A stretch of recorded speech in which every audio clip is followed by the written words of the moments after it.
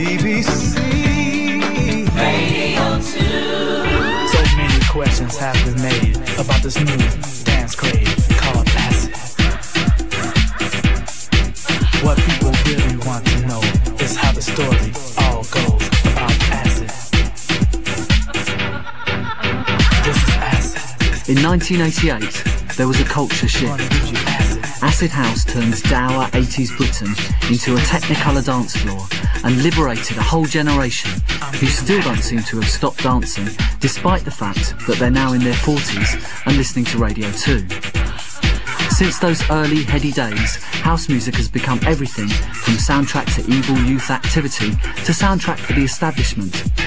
Now it's simply the soundtrack to most people's gym workouts. I'm Chris Coco, and I'm part of the generation who never grew up. 20 years on and those repetitive beats still shape what I do and who I am. But how do I explain what happened and why it still matters to my 14-year-old son? Long ago, in the land before computers, where mobile phones looked like bricks, what was it about that first acid house experience that changed everything? All I always remember about is the variety of people there. Seeing that many people go mad to intros of records, you never can forget, really. It was kind of like middle ground, really, with that fusion of people. It's like a different energy. Nothing could really describe the energy, which was incredibly benign. Really did feel like what I'd been looking for all my adult life. People that bought our music, they looked like me. And that was weird. I was part of a scene that looked like me, and I looked like them, and I liked that. You really felt very close very quickly to people that you went out clubbing with. Suddenly you had this tight-knit community, and after the club you'd go back to someone's house and you might not get home until Monday morning or Monday afternoon, you know, who knows. Don't you want some more? Can you feel it? I have the luxury in my life of being able to put those tracks on and think to lying on a bench in Ibiza Harbour after amnesia at 8 o'clock in the morning and watch a submarine rise and you're going, oh wow, you know, and all the sailors get out and march past us while we were asleep on a bench. That night everything changed then. It was just like rub everything out and start again now, do something new. The first time I realised it was going to be big was in a little warehouse club that Mr. C, who was later in the Shaman, had organised. You knew that everybody there was going to go away and do something of their own. Everyone was cuddling each other and there was in unity with each other. They felt a part of a new generation of what happens now, and a new scene, a niche or something which we were creating, nobody else.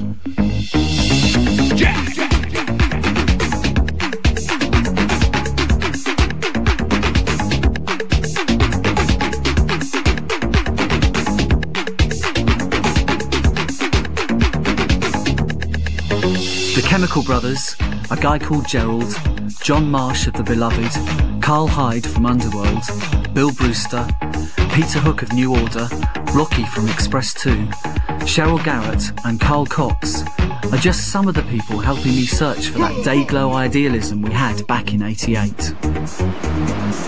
For me, the rhythms first took hold down by the sea.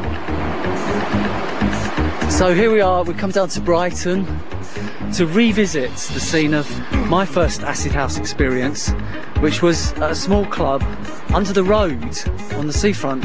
I first started doing a club here in 1988, so it was 20 years ago, after some of my compatriots had been to London to Shoom and Spectrum. We thought we should try and do something like that in Brighton and invite people like Paul Oakenfold and Danny Rampling to come and DJ for us.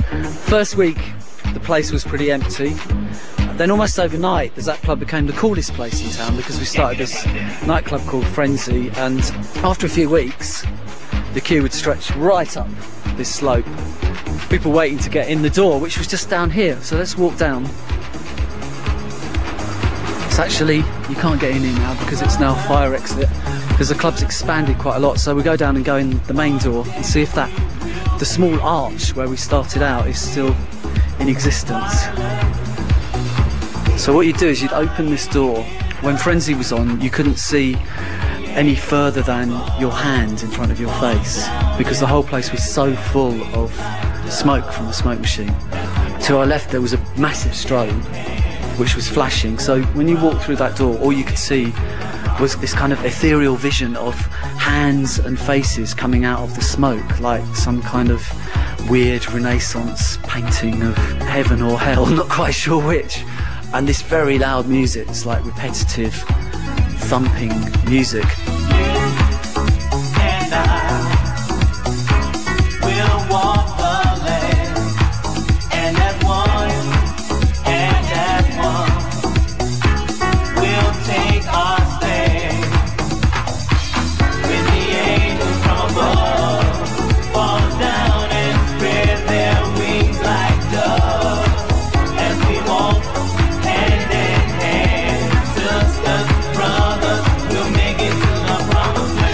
Joe Smooth's Promised Land sums up the feeling we had at the Zap, at Shoom and Spectrum in London, at the Hacienda in Manchester. But did all that promise ever come to anything? There's no doubt that people had a good time, but was it anything more than smoke machines, baggy clothes, smiley faces, and very loud music? Oh, Acid House was just, it changed everything. You know, it's a bit like putting a pink sock in a white wash. It just sort of turned everything a different colour immediately, this tiny thing. So it started off with a very small group of people in London, but it spread like wildfire, because once you've gone, you wanted to go again. You also wanted to bring all your mates because it was such good fun, and then you wanted to start a party of your own.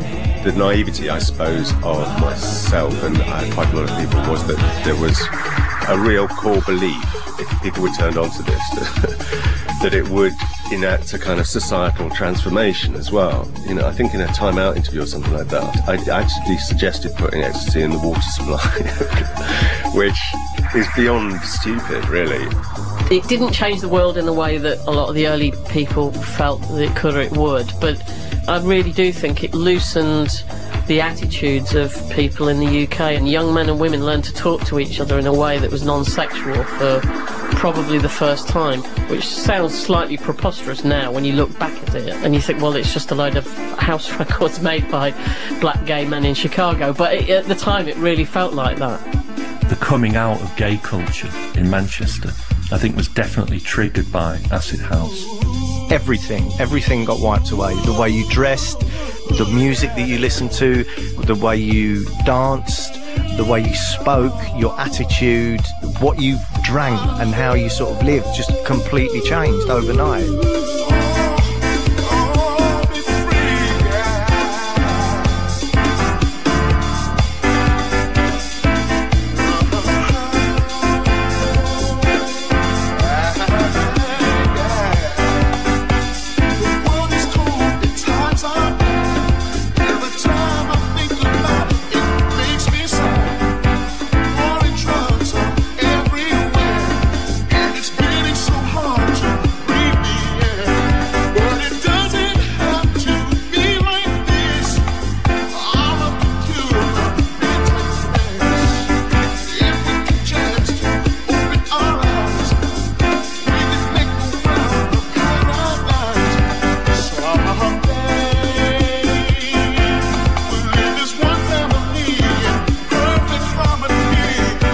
So I'm not alone in thinking that this music and the culture that surrounded it changed everything.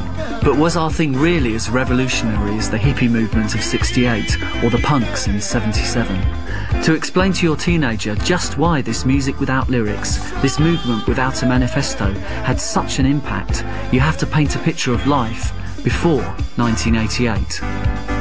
Professor Steve Redhead. Youth unemployment was huge. There was a dourness and doom to the economy and everything that was happening, and a lot of people went to places like Ibiza or to Europe. These people weren't interested in organised work because they couldn't get organised work at home, and they were the people who actually brought back the culture. At the start of the 80s, certainly, travelling around the country in groups of friends is something mainly boys did to football matches, and they went to fight each other. You know, the idea of getting in a car and going to Leeds to go to a club, if you're from London, isn't something you really did. And if you did, you were very careful not to speak when you got there in case you got duffed up. Uptight, really. Before that, there was a lot of conflict in all kinds of different ways. Thatcher's Britain, there was a lot of unemployment and people feeling down, and it was just the perfect time for it to come along. I've actually been invited to conferences in places like Berlin. They see the kind of derelict factory